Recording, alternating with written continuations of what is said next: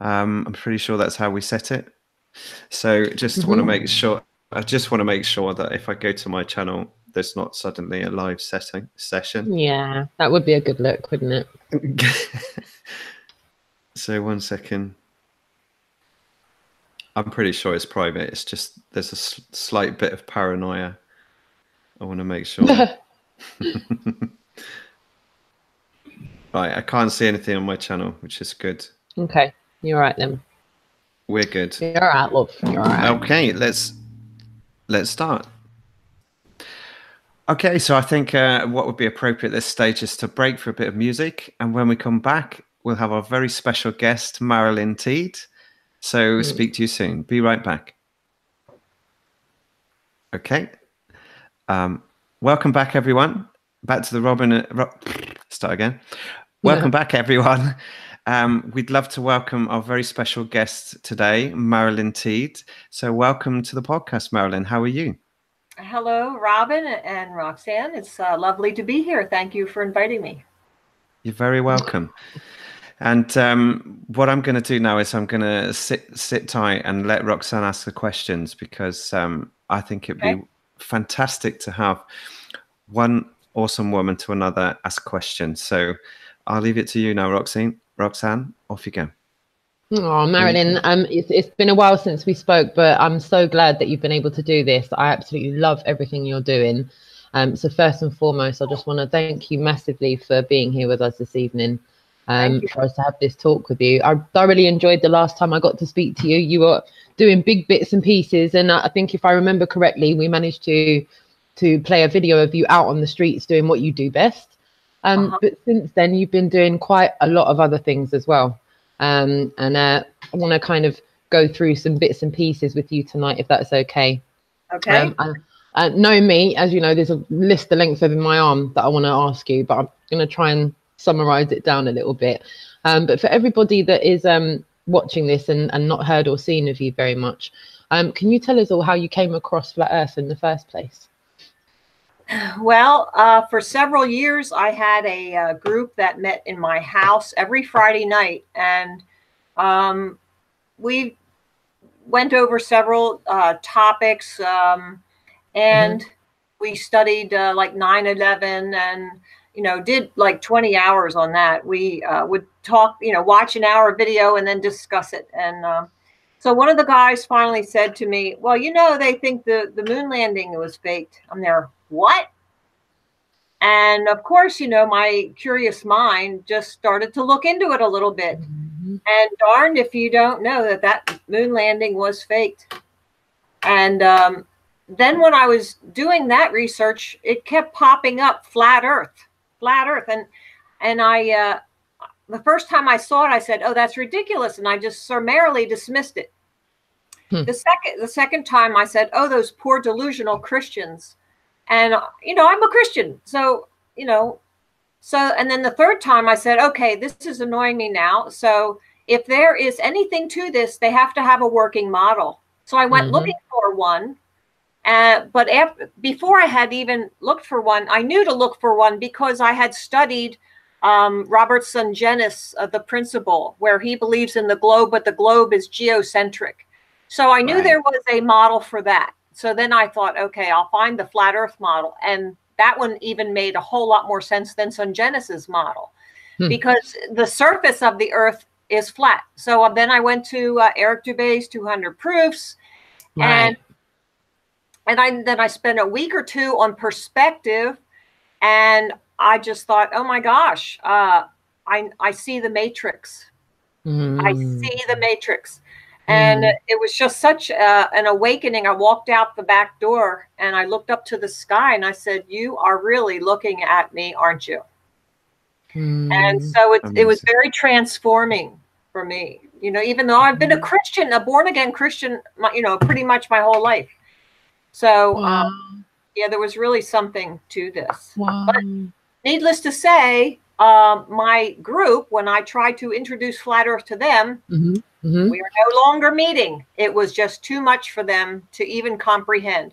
I had some scientists in my group, and they were all into like satellites and, NASA, and they just loved that stuff. so much that they could not divorce themselves from it. Right. So the group no longer meets. Yeah. I mean, with that being said, I mean, how has it changed your life, you know, since you've come across this? How has it changed your life? It you know, my whole life I kind of felt like there was something not right. And you know, you think, oh well, I must be insecure, and you know, most things I would just like push through it. And even at my last class reunion, which was 5 years ago, I felt like strange, you know, being there. I was not totally comfortable. But, you know, the end of October, we had our another class reunion. And I walked in there and I just felt so different. I felt like I had something they didn't have.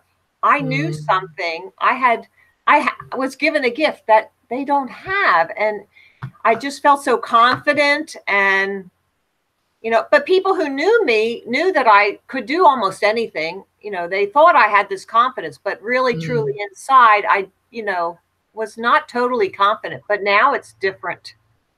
There is a big difference. Do you mind if I ask a question here? Marilyn, what was the group set up initially for in your house? Was it truth seeking or was it Bible based? Well, we were part of the John Birch Society. Okay. And that leader kind of was losing touch of his meetings, not really holding the group together. So I said, well, then let's meet at my house. You know, if he wants to do a meeting, well, that's fine. And we were we were politically based, but John Birch looks into some of the things that the government is doing that's not right. So we were, you know, truth seeking on that level. So we did do a little bit of Bible. We did, you know, truth seeking as to looking into what the government's doing. And then, you know, somebody said, I just got this 6-hour tape from Massimo Marcuzzi on 9/11. So let's do that. Yeah, sure. Let's do that.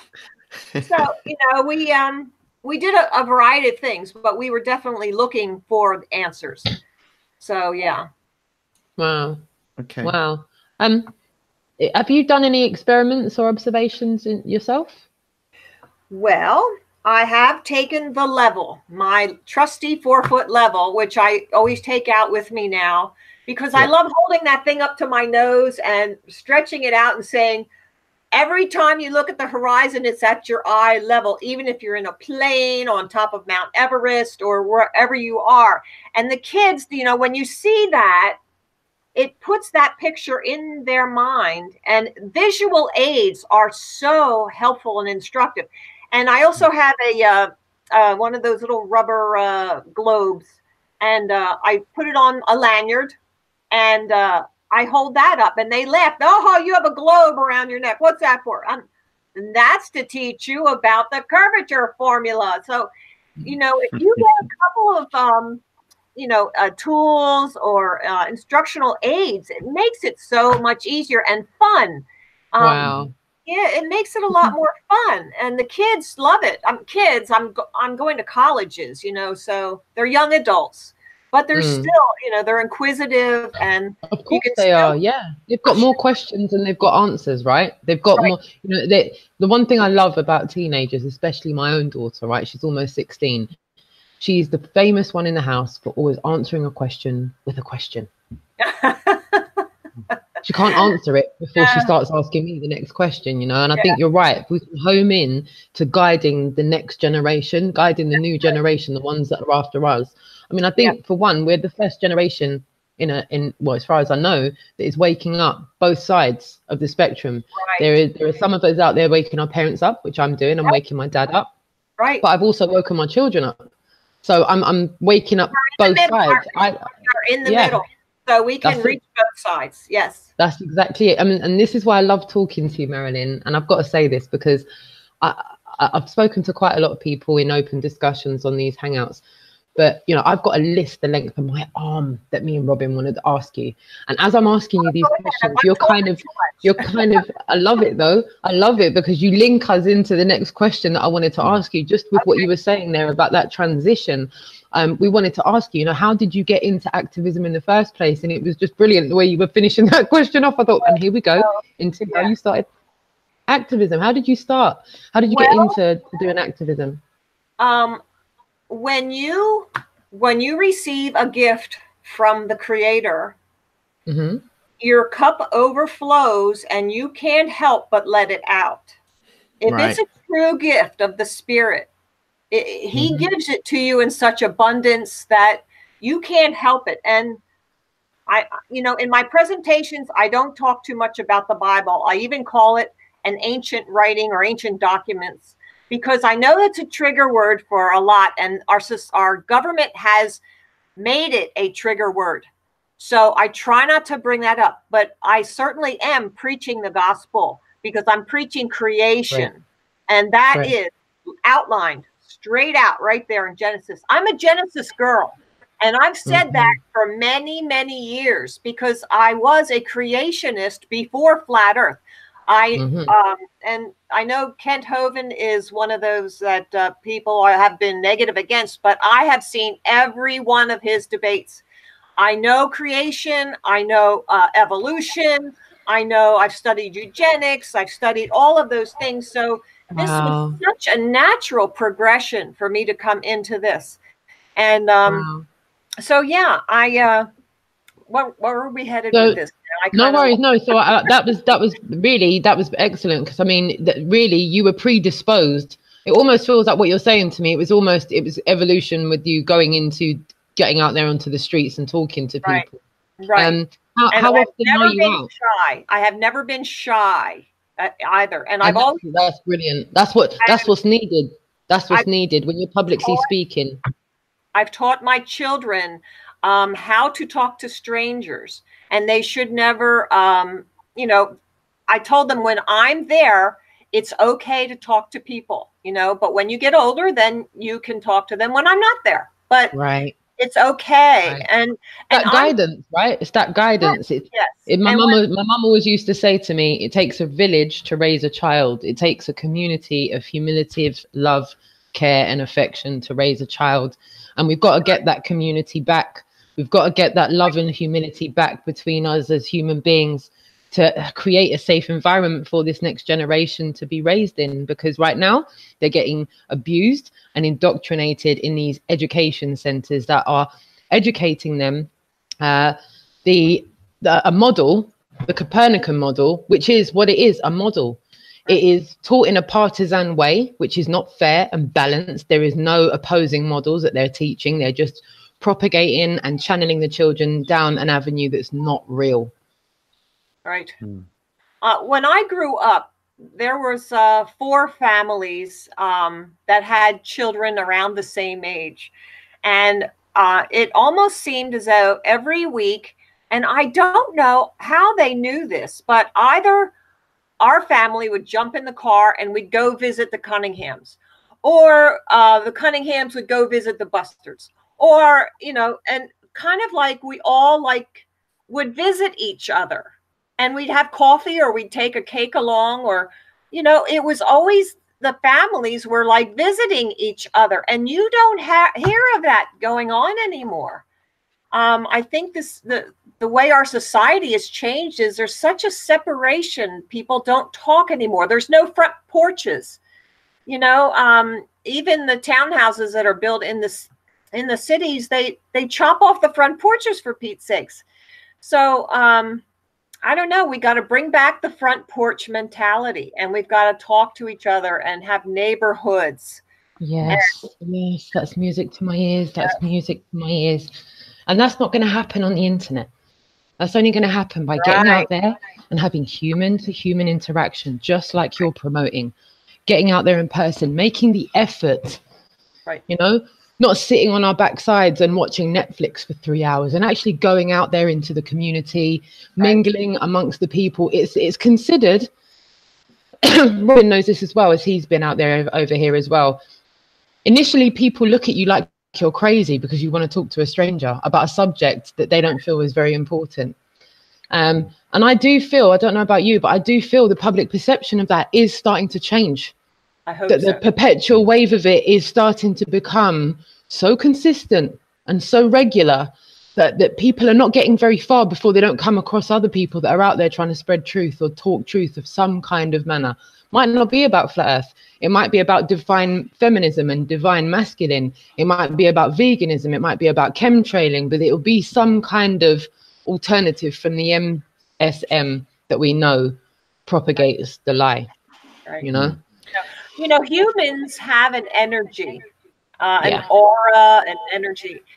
And when you go and talk to somebody, you're exchanging that energy. So it's energizing. You know what? You and David energize me when I see you out there. When I see you and David out there, the amount of energizing energy you give me, you know, really does it for me. That's another question I wanted to ask you, actually, with you collaborating with David, Zoom Truth. How far are you guys from each other? I mean, are you guys close? Because I mean, the energy you have when you're out there doing activism is absolutely awe-inspiring. Yes. I know Robin will concur with me on that one. It's absolutely awe-inspiring. Yeah, he's about an hour and a half. It's not too bad. I'm getting a little echoing or something. If I don't know if you're hearing that. That'd be me. Okay, no problem. But yeah, an hour and a half he is away from me. But I'll tell you something about David is he picked the right name for himself, Zoom Truth, because he is a ball of energy. I'll tell you, he can talk a mile a minute, and I don't know. I just I love that. I love that. Roxanne, can you remember the time when I think I noticed David and posted it in one of our British, I think it was just a UK activism group, and it just blew everyone away. And as I was chatting to David on his channel, he said, "You should see what Marilyn's up to." I said, and he posted a link to your channel, Marilyn. And I think this can't be long ago. It can only be about 3-4 months ago. But you'd obviously been going for some time, and that's when we became aware of you. And you know, we're so curious to hear all about you and David. But obviously, it's your turn tonight, and we really just want to hear, how did you go from your little home group to what you're doing today? Are there any baby steps you can share with us? What happened? Well, I went to the conference last year, and I was like waiting and holding back even because my cup was overflowing. And so I went to the conference, and this is not, I'm not trying to be negative on anybody, but I had expected a different kind of conference. I was also a Mary Kay beauty consultant, and I don't know if you know anything about that organization. I know the guys will say, "Oh, that's just makeup," but they have an excellent training program. And when you go to their conference, you get training. You are like immersed in that, and you get like, the best information you could possibly get. And I guess I was mistakenly thinking I would get some of that at the Flat Earth Conference. When I didn't get it, I wrote Robbie Davidson a letter, and then another time, and then the third time. After that, it was not shortly after that they got Josh from Authentic Intent to go to the conference. Now, I don't know if I had anything to do with that or not. I know other people also were, saying, "Hey, where's the activists?" Because that's who they know. They know us guys out there. So I did have training in other products. And I had a business degree in marketing. And so I have a little background. I also was involved in a automobile gasket. So I did trade shows. We went to Las Vegas, did a trade show there. I'm not afraid to talk to strangers. In my job, also, I wrote a training manual. So now Brother Ernest wants me to write a curriculum. So I don't know. Well, I'm just going to do what I can and see what happens with that. Wow, that is monumental. I mean, I don't know if you know, but we're starting to look into that over here.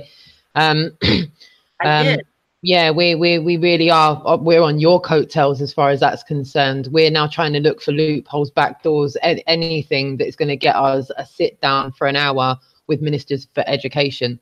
And if we can get our foot in the door, trust me when I tell you, we will go national with it, Marilyn. And we will go national with it because we stand in solidarity with you. I'm in it for the fight, my darling, not for the fun. I'm in it for the same as you.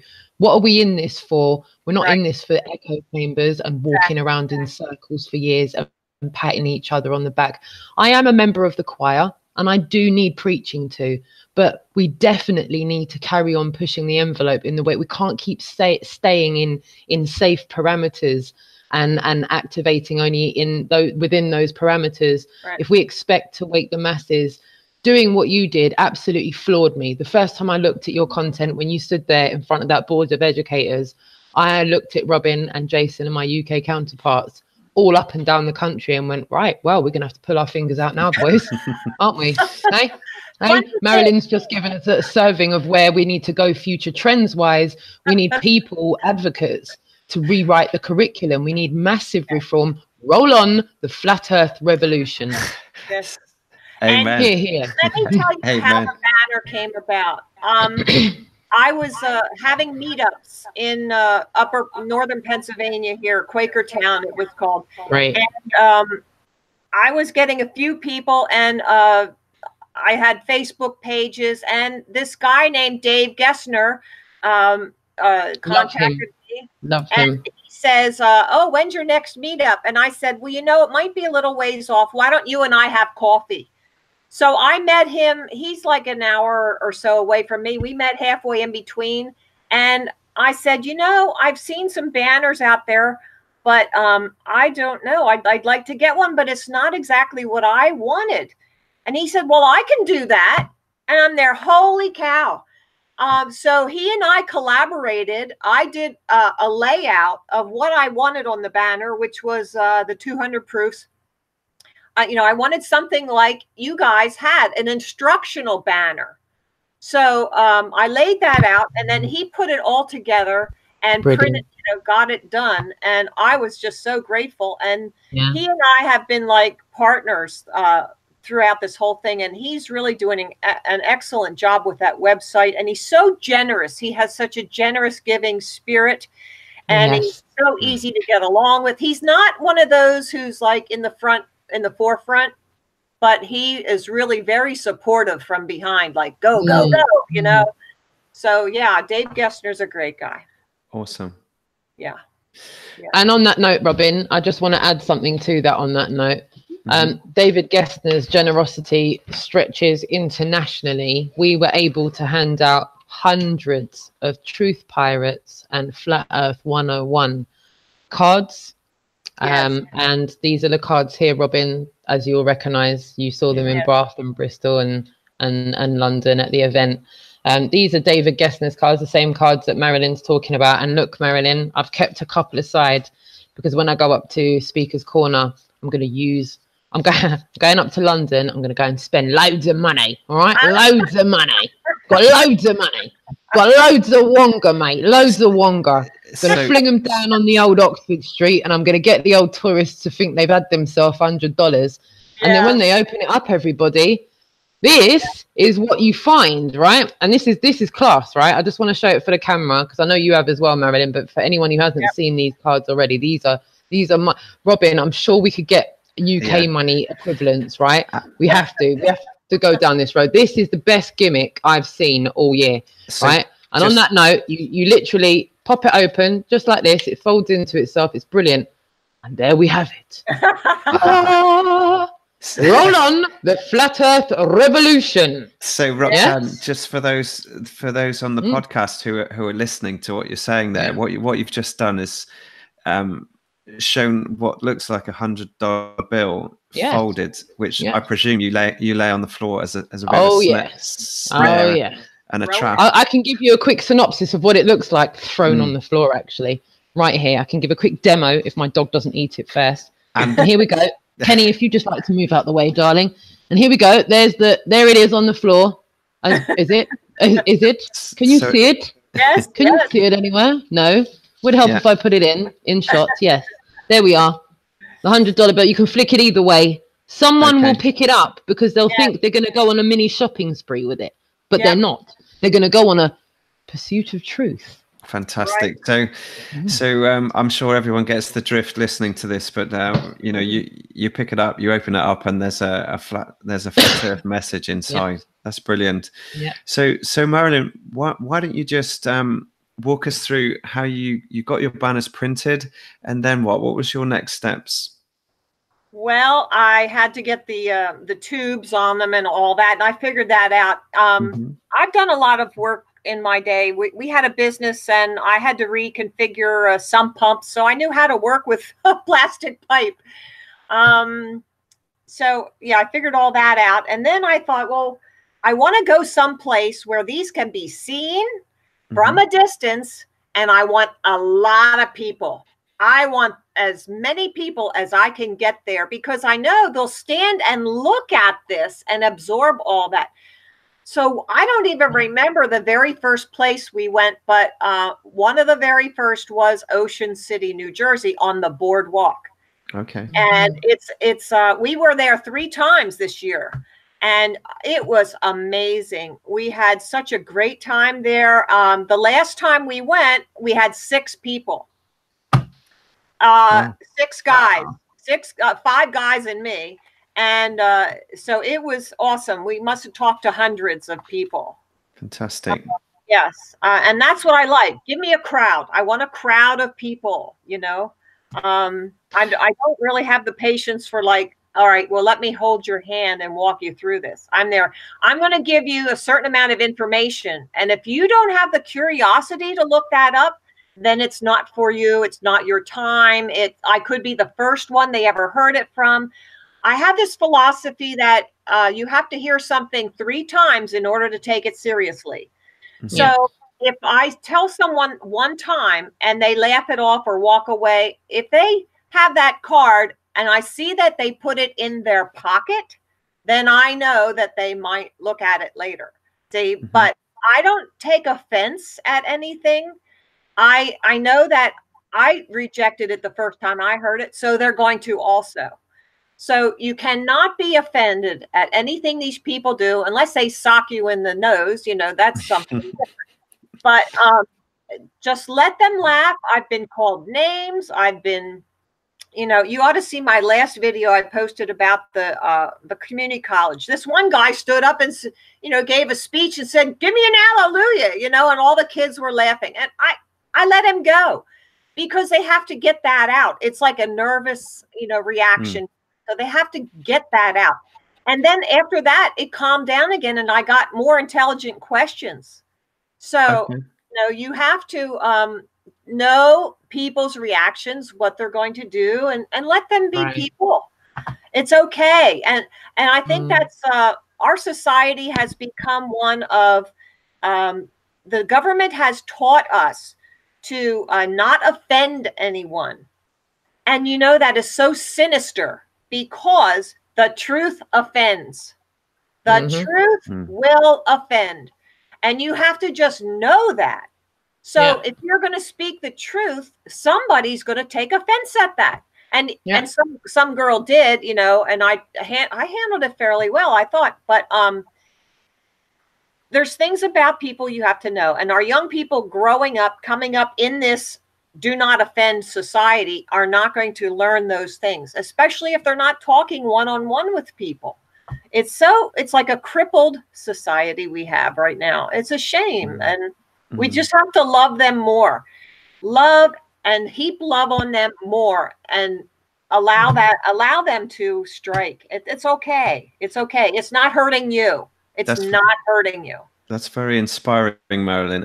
I remember I've seen quite a few of you on college campuses recently, where you've wheeled in your banners and you've kind of gone inside the complex. You've opened the door and gone in, and then you have to have a bit of a negotiation with the doorman, and then there's another negotiation with, I guess he's the main man on site. Security always wants to know. Yeah. So tell the listeners what kind of places you've taken your banners to. in the last sort of 6 to 12 months? Okay. So, like I said, we went to Ocean City. We went to Times Square, New York, because I knew there was a New York group up there, but they weren't like united. They were like all scattered and not really doing a lot. So I thought if we got up to Times Square, they'd all come in and we'd all like meet each other and they could be more cohesive unit. Where else did we go? Went to Jim Thorpe. That's a vacation spot over in the Pennsylvania mountains. And we had a very nice time there, you know, reached a lot of people. And we were right at the train station. There's an antique train they have. And the people would get off of there and like file right past our banners. It was awesome. They also do rafting trips. And so, you know, they were meeting. It's like a big hub right where we were. So where else have we been? Oh, golly. I've been to a local park down here from my home. And, you know, they've probably given me the most trouble. Isn't that awful? In my own hometown, a mile from my house. So where else have we? How about a church? I'm sure you've been outside a church in the springtime or early summer. Actually, I have gone myself to every time I see a church, I've gone there and talked to the secretary and offered my services. And I wanted to talk to the pastor. Can you have them set up a meeting? I will bring in my information. Not one of them has taken me up on that. Not one. Okay. I'll give you a little clue as to why. And Pastor Brother Ernest told us this last night we had a hangout, and he said that he introduced Flat Earth to his little congregation that he had, and they all rejected it. So it's a very triggering thing. You know, it's very triggering. I think people just know that it's part of society and they don't want to be rejected by society. They like having people. They put people over truth. And I think it's just the other way around. If you have truth, then you have real relationships. You can't have something that's real without truth, without it being based in truth. I don't want to live in lies. I don't want something that's fake. You don't know what you've got then. You know, so true. Yeah, you don't know. So which leads us perfectly on to, you know, you've talked about church. Why don't you give us an insight as to how you ended up in front of a school board? Yeah, well, I don't really know. I don't know. To tell you the truth, no, I had this idea in my head, go to the school board. I'm there, stop it, don't tell me that. So, but I was getting this message, go to the school board. And I'm there like, you know, it's like, it reminded me of that old, Bill Cosby did a thing about Noah and God talking to Noah. Who said that? You know, it's like, you know, God talking. So I'm there, no, I'm there, oh, that would be like, oh, I might be afraid of doing that. You know, I thought, and darn it, I don't know. I just got in the car and went. I really didn't have a big plan. I just thought I'll take my banners and just tell them about it. I went to that school. Amazing. You so know, is this, what was your relationship with the school? I graduated from that school. That's my school. Yeah. Okay. So I don't know. I felt as though I should tell them, you know, and I started off that conversation with, I heard about this 2.5 years ago and it was very disturbing to me. And I think you need to know this. Okay. So you made did you make a phone call? Is that how you started, or did you just knocked on the door? No, I just went to the school board meeting. Oh, wow. And you can look up the school board meeting and the times on the website. I see. Yeah. And they have they have 4 minutes at the end where anybody can make a public comment. So I knew I could get at least 3 things in 4 minutes. And that's all you have to do. That's all you have to do. Really. Yeah. That's amazing. So it's a bit like guerrilla marketing, or you kind of hijacked the meeting, but wow, what a visual feast it was for everyone watching. Yeah, it was so dramatic. It really was. Yeah, well said, Robin. Yeah, Just I so didn't dramatic. realize it was. I did not realize that it was going to be that impactful, but I guess it was. Nobody would really. It's not something you want to do. You know, it's not one of those things. Hey, I really like to do that. You know. So, tell us about the reaction you got and the mood in the room afterwards. Dead silence. Dead. You probably could have heard a pin drop, right?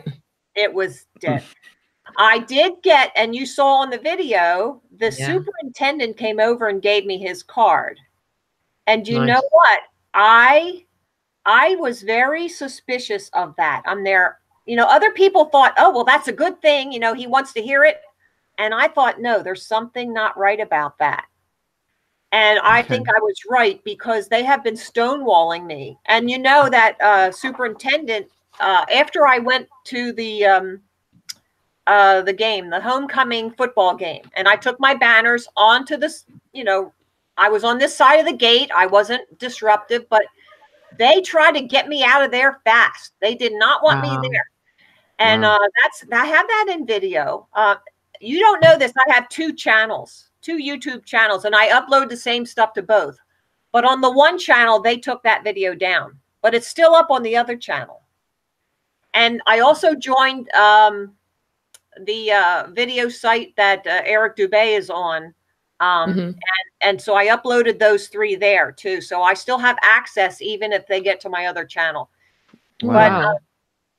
But so they have been stonewalling me, and they tried to get me out of there. I said, but I'm here on First Amendment free speech, and I'm not doing anything. I'm not obstructing anybody. I'm just standing here. I'm handing out cards. And they were trying to like push me, and the guy grabbed my banners, and I grabbed his arm. I said, you don't touch my stuff. Well said.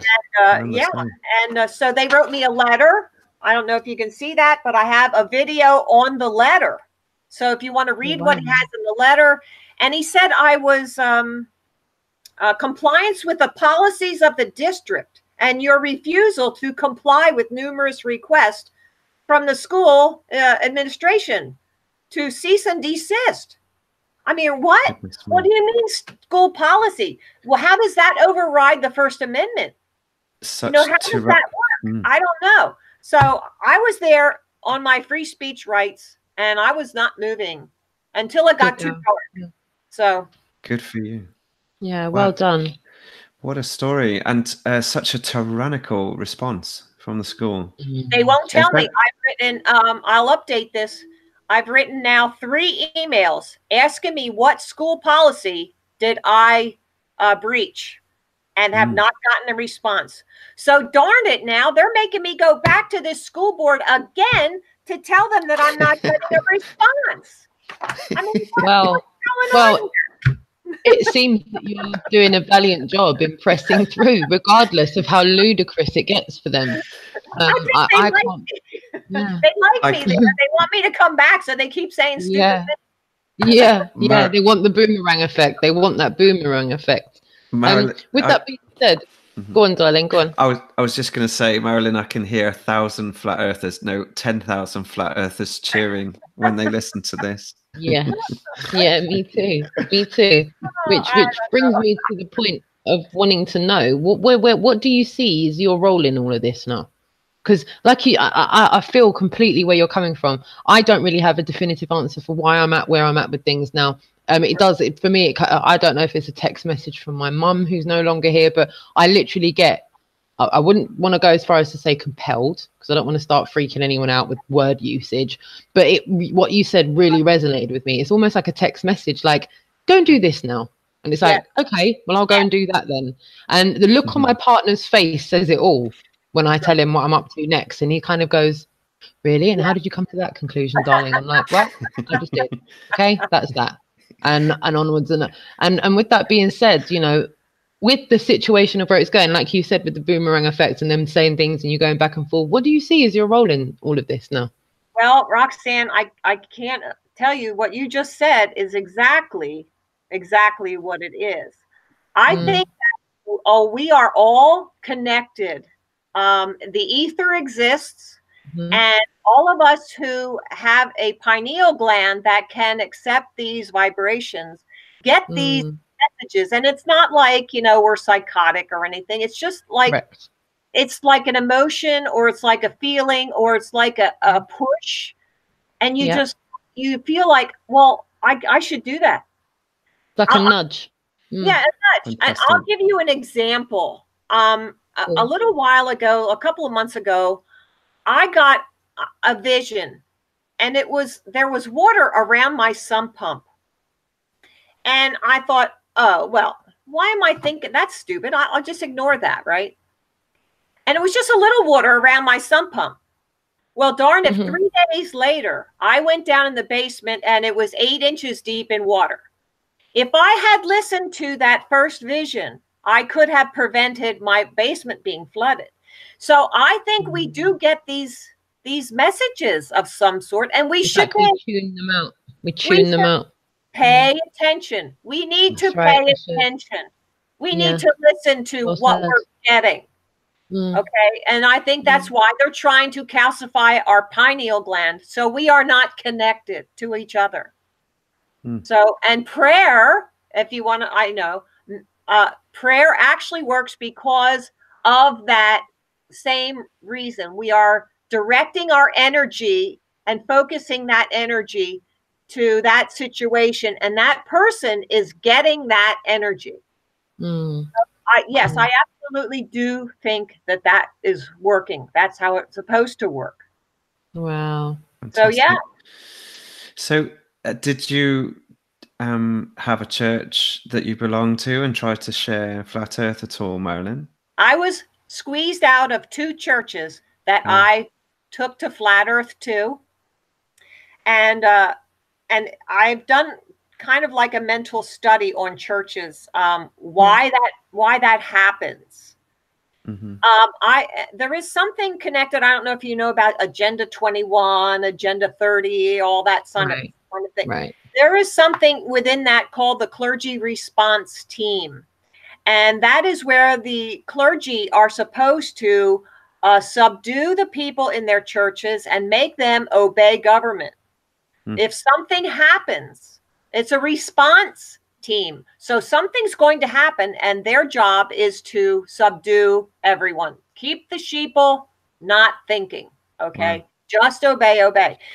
And I really think that the churches have been all compromised. They're all been taken over. They don't preach the word anymore. They don't preach scripture anymore. They preach this do not offend doctrine. They preach that Jesus on the cross is the only thing that's true. Because that's the first church I had a problem with. That I said, well, what about truth? Oh, well, yeah, Jesus is true. I'm there. Well, wait a minute. I think it's truth in everything. Truth will set you free. So it's truth. You know, even in the courtroom, it's the truth that says, aha, there's the answer. You know, so it's truth in everything. It's not just in the physical body of Jesus. It's not just in that one 33-year period of his life or whatever it was. It's more than that. More, bigger.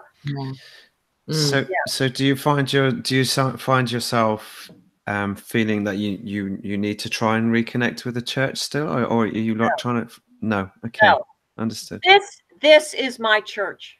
You, Roxanne, all the people here, all the flat earthers that I can get my arms around. That is my church.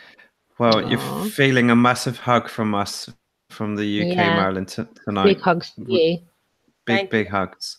And moving on then, if we could cast our mind to the future, well, what would you like to see in the next sort of 12, 24 months? Is there anything burning in you that you'd like to see? That kind of goes to Roxanne's last question as to what was, you know, what's the mission or what do I see happening? I don't think we don't get the whole picture at one time. We get one piece of the puzzle. And God just wants us to do that one piece that he gives us. Because if we saw the whole thing, we would probably try to reinvent it or do it a different way than he wants it done. So he's going to give us our little job to do, which we can handle. And he expects us to just do that little job. Mm-hmm. And I'm going to allow him to handle the future. See, I don't know where this is going. I just am told that I need to go tell the truth. I need to go and preach the truth. And that is the Great Commission. I don't know if you know about that, but there is it Mark 15:16 or something like that? I don't have the verse right on me, but go and preach the gospel to all the nations. That is our job. That's our job. So that's all I'm going to do. And where that leads, I'm going to just keep listening as best I can for the next instruction. Wow. Wow. You're living in the moment and obeying those promptings, because I guess your walk is then led step by step, isn't it? Rather than always having a big master plan.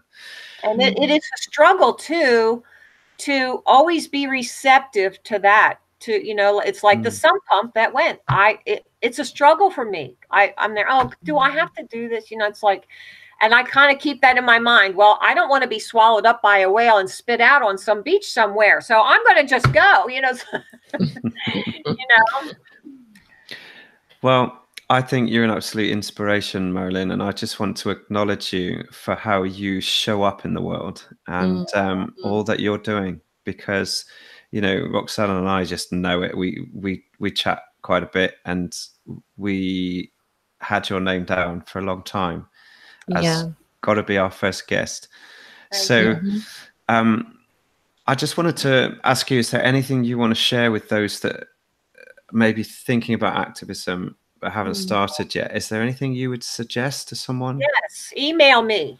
I will talk to you. I will help you. I will get you started. I had a talk with someone in Florida. They called me. You know, if I get to know you a little bit better, then I give you my phone number and we can talk one-on-one. I will be there for anyone to help them get started. I really suggest that we get you have to have some sort of banner or some sort of tool.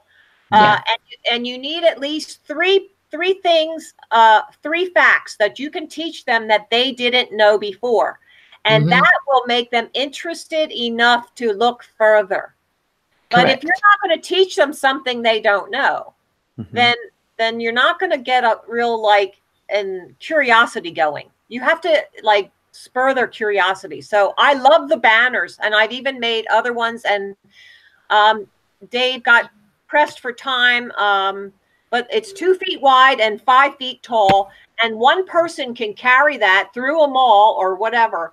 And I wanted to come up with that one so I could go into the malls. So oh wow, that's excellent. And that is really cheap. It's going to be well, it has a stand with it, and that's $60 complete. But I think if you just get the banner by itself, it's less. So who can afford that?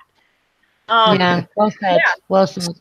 Yeah. So Marilyn, why don't you share your YouTube channel name, and we'll link it up in the show notes anyway. Okay. And also, if you are happy to share your email address, if you want people to email you, then go ahead and do that. All right. So it's Marilyn Spirit Level is my YouTube channel. I do have another one, but I kind of like the first one was Marilyn Spirit Level. And my email is marilynteed@yahoo.com. Perfect. And it's one word. It's one word, no spaces. Can you spell Teed for everybody as well, just so they get it? Marilyn Teed. How do you spell Teed? Well, that's an English family name. Don't you know how to spell that?